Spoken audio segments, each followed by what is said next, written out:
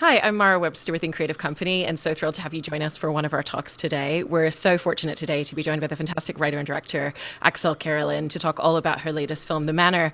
And I wanted to start by talking about the genesis of this film, because you've spoken a little bit already about how this film came to you in part from the experience of watching family members like your father and like your grandfather go into nursing homes and really looking at the way that we treat people in society as they start aging, which I thought was such an interesting kind of large crux and conversation to be having throughout a film like this, and was interested not just in terms of how that really helped you in shaping Judith, who's your central character played by Barbara Hershey, but also how that actually really influenced a lot of the minutiae and a lot of the details of the supporting characters, even down to the inflections and the dialogue and the way that they're talking to her throughout the film as well. Right. Well, first of all, thank you for having me. This is really cool.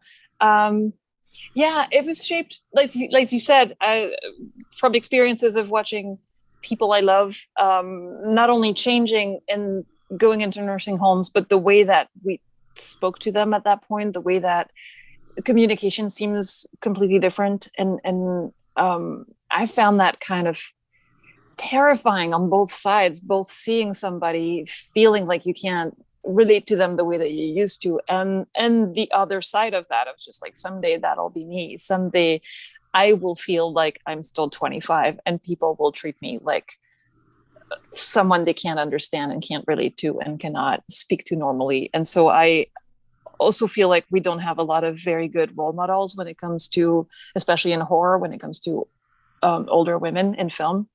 And all those things were just kind of bubbling under the surface before I came up with the story, and then really wanted to have characters who felt like somebody I would aspire to be when I grow older. And Judith is very much that. Judith and Trish and Ruth, like the friends that she makes at the beginning, they're all gorgeous, they're charismatic, they're funny, they are determined, they don't take any shit from anybody.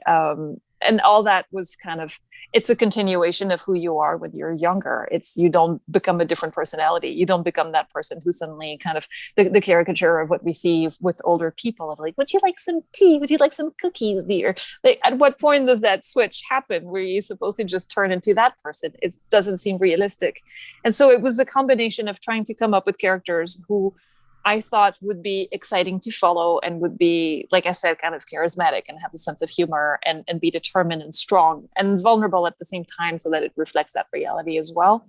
But also make it so that we see even people who are well intentioned sometimes are helpless when it comes to, or don't know how to deal with the changes in a person, and don't know how to help somebody over a certain age. And I remember when my dad went to a nursing home, he had dementia.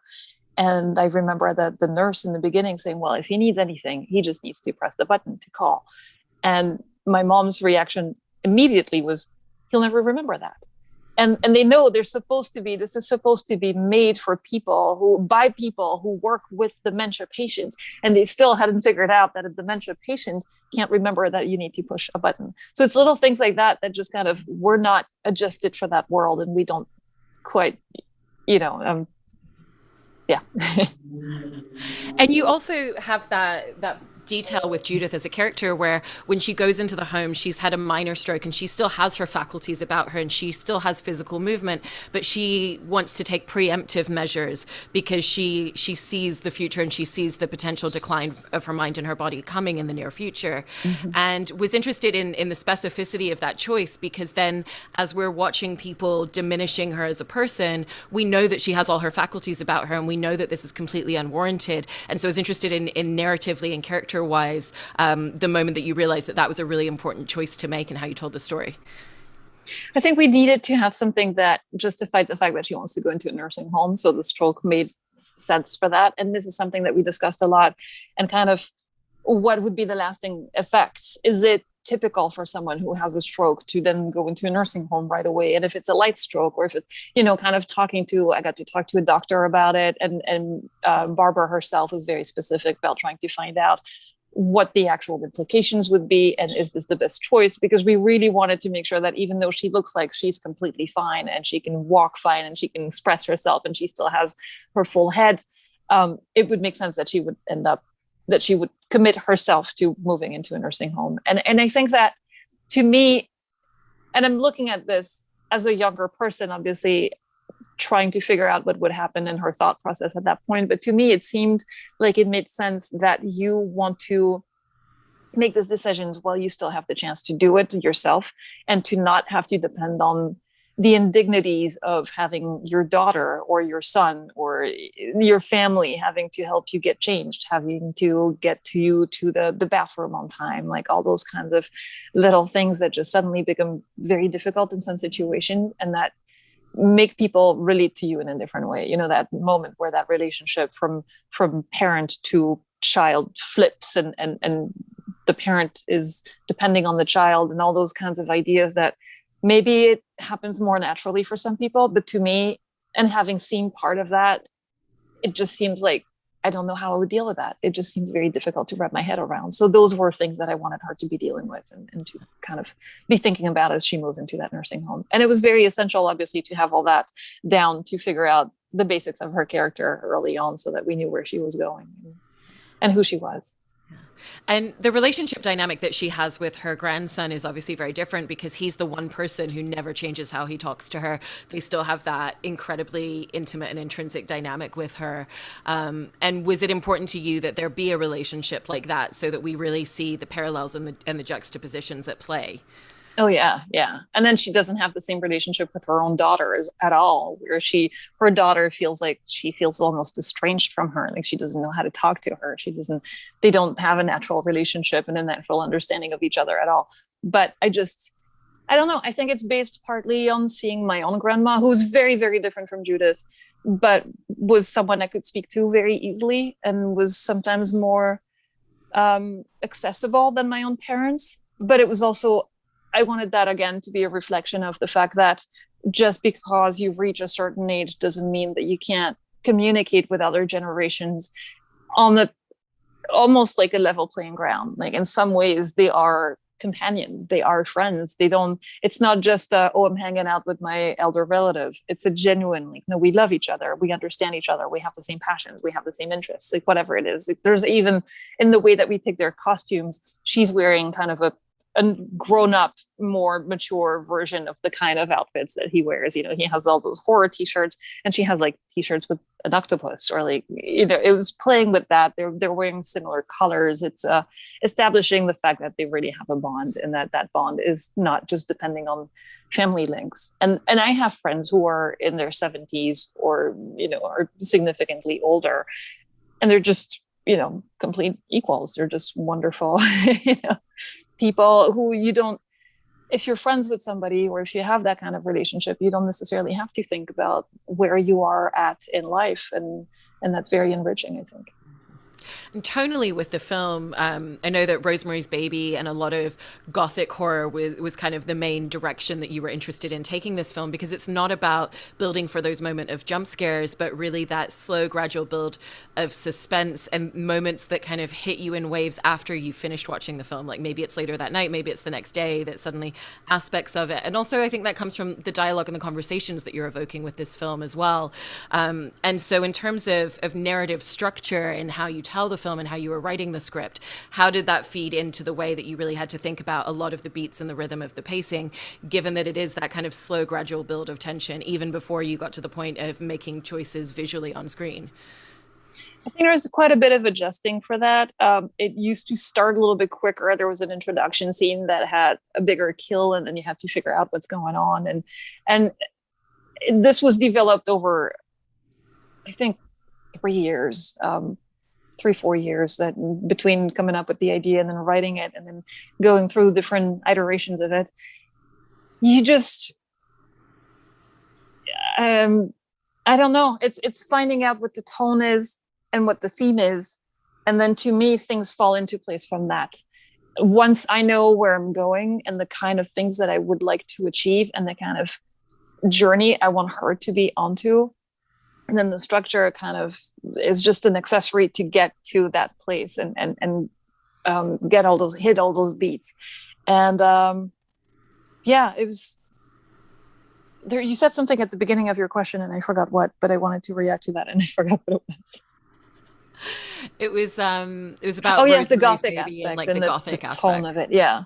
And I think that part of what also helped inform both the rhythm and the kind of scares that I was going for was the fact that for those kinds of stories, you can go two ways. You can go super realistic and set it in a place that's going to be pretty depressing and have background people who look very um, old and very fragile and very kind of, you make it something that's going to be very viscerally shocking and maybe a bit depressing to watch, but very true to the subject matter you want to show. Or you go the way that I chose to go, which is to do something that's a little bit more kind of slightly augmented reality, slightly kind of more towards the Gothic side, and choose a house that already influences the look of it completely and the feel of it completely. And I knew that already when I was writing the script, that I didn't want to make those, in the script, it set the kind of house that it was going to be set into.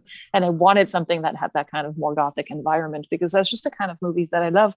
And at the end of the day, when I finished shooting and I was looking at the footage we had and started putting it together, part of me felt like, I could have made something that was more Hereditary, or was more kind of pushing in that more striking, more realistic vein and more affecting. And then I realized, you can only make things that are truthful to who you are and truthful to the kind of what's inside you. And I guess what's inside me is not that, and what's inside me is something that I just like things that are visually more interesting and visually kind of, I mean, Hereditary is gorgeous. Like that's not that's not what I want to, but just something that creates a slightly different world, takes you in a slightly different place, some place that may have a creature or may have, and then places where you can find some kind of comfort in the supernatural as well. Visually, in the way that you've told the story as well, there obviously are certain things that work within the night. And so there are moments in darkness and shadows.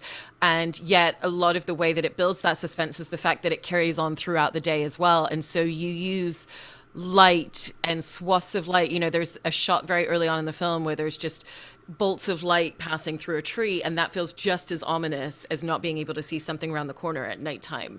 And so was there a real specific choice in the way that you wanted to utilize color and light in that particular way, where something that has that surface level of everything seemingly okay, but can really build that element of, we know there's something building underneath this at the same time? I think it's always fun to play with that. I'm so glad that you picked up on that. But it's always fun to play on that when people go in, they know that there's going to be supernatural stuff going on. They know that this is a horror movie, or that it's a supernatural thriller or a creature feature, and so they have certain expectations. And so the kind of things that you're going to show are going to be tainted by those expectations. So if you show something that's gorgeous, and if you were in a drama, people would think, "Oh, it is just a beautiful place. I'm so happy she's there." But you know that something's going to go down. So you can play with that and kind of introduce something that's gorgeous, and then people will think it's ominous because they just know that it's going to pay off at some point.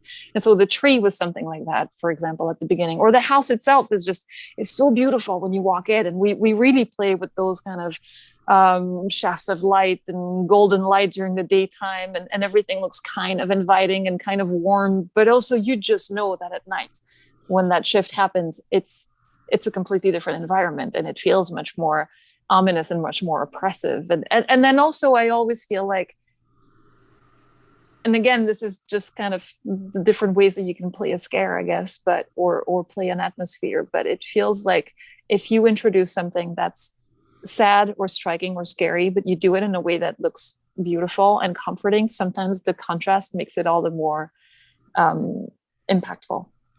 And with that idea of payoff as well, there's so many minute details in every single frame, so that something as innocuous as candles on a birthday cake or hairbrush on a nightstand have a payoff and a really deep meaning by the end of the film.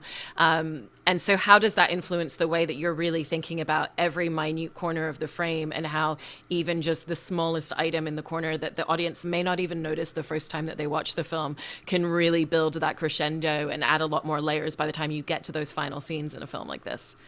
Well, there's a certain amount of elements that we discussed at the beginning that I wanted to see come back, and we eventually, to make sure that people pick up on some of them, I introduced them in the. We have this really cool opening sequence that's drawn by this amazing artist, Bill Crisafi, and he uses, there's the hairbrush, there's the tree, there's the crow, there's all those little things that you can pick up on early on, or you can not notice.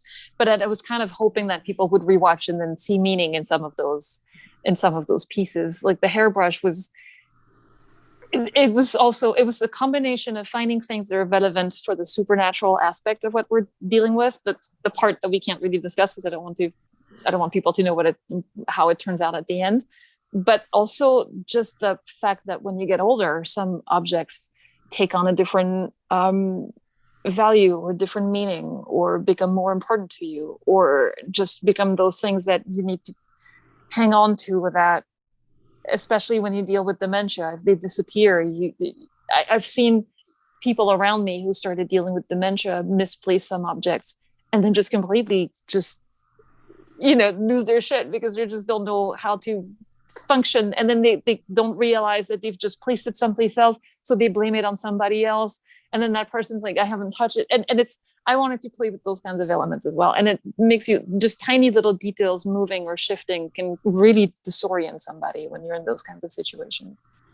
With that same idea of details and the fact that there are elements that are building to something later, and there is that payoff, and obviously, as you said, everybody watching this knows that there is some sort of twist or reveal coming later on, but when it came to a lot of the moments within the dialogue as well, how much are you thinking when you're working on the scripts for a project like this, not just about building to that reveal towards the end, but really the way that if somebody has watched this and they go back and they're revisiting details and they're watching the film for the fifth time, that each time there's kind of almost another door that they're able to unlock and uncover?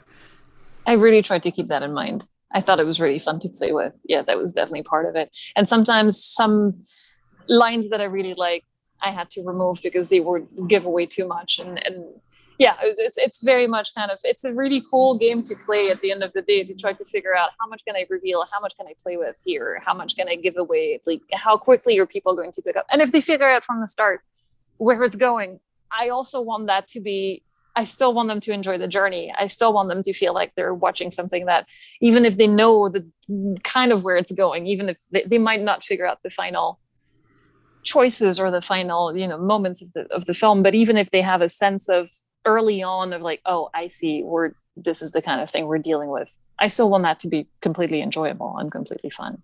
It's not just a mystery. Yeah. And I also wanted to talk about working with Barbara Hershey on this film, and your collaboration style together, and how you found a lot of the nuanced details with her character, because she is put in this position where her life is literally in danger and nobody's believing her, and it's never played for the hysteria. It's never kind of the largest and biggest choice performatively that you could go for, because it actually says so much more about her character to have that more nuanced version of, okay, how am I going to figure my way out of this? This is what I'm going to do, and really kind of taking a step back and looking at a lot of the logical details as well. And was that something that you were really thinking about a lot when you were writing the script, and then had a lot of conversations with her about those specific types of choices, or how did that kind of come about together? First of all, how awesome to get to work with Barbara Hershey for this. And she came on board right away, wanting to look at the script and go through the entire thing together and make sure that everything felt truthful, and that none of that was just played because it's a horror movie and we can have some leeway in stretching the truth. She wanted everything to be grounded for her, and so we went through every line explaining what the meaning was behind it, what we're trying to hint at, what we are saying thematically with the movie, and she wanted to make sure as well that the movie wasn't saying that getting older was bad, because she was very, very determined that she lives in a beautiful house, she's having a lot of work, she's at a good place in her life, so she wanted to make sure that this wasn't saying, hey, getting older is going to be terrifying, and that's not what I want to say either. That was very much not part of, like I said, I wanted to have this kind of role model of a woman who is charismatic and exciting and fun, and so it was important to build that, keeping in mind what the eventual reveals would be, but also what the what the message was that we generally wanted to go through. And yeah, sometimes in a horror movie, you have to push the performances a little bit further. And you can't just have, sometimes when she reacts to something that's supposed to be scary, I would have to tell her, no, I'm going to have something that's bigger from you. But she hated going towards those horror cliches, but sometimes they're a little bit necessary, because if she doesn't look terrified, then the audience is not even going to be worried. She just, was just kind of trying to find that place that she had to reach for those elements, but those were few and far between. I know that one where we had a little bit of an argument was, I wanted her to do that slight horror cliche of waking up from a dream, just going, oh, kind of moving forward. And she's like, no one does that. And I said, actually, I've done it once in my life. So it actually happens.